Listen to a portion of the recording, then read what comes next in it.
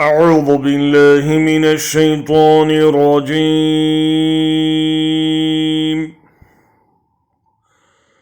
بسم الله الرحمن الرحيم.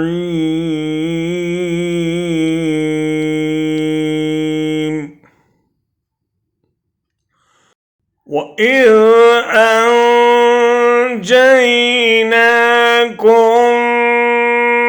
من آل فرعون يسومونكم سوء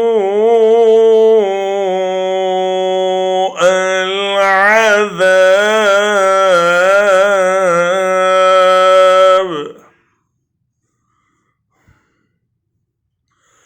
يقتلون أبناءكم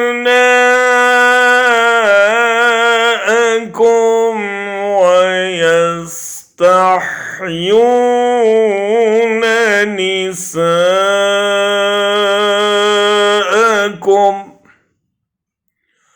وفي ذلكم بلاء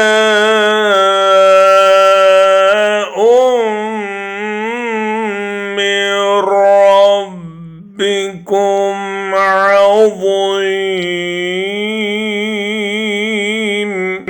और अल्लाह फरमाता है, वो वक्त याद करो जब हमने फ़िरौन वालों से तुम्हें नजात दी, जिनका हाल ये था कि तुम्हें सख्त अजाब में मुब्तला रखते थे, तुम्हारे बेटों को कत्ल करते और तुम्हारी औरतों को ज़िंदा रहने देते थे, और इसमें तुम्हारे रब की तरफ से तुम्हारी बड़ी आजमाइश थी.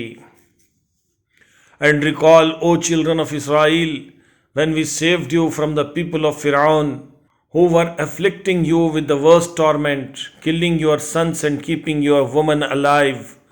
And in that was a great trial from your Lord.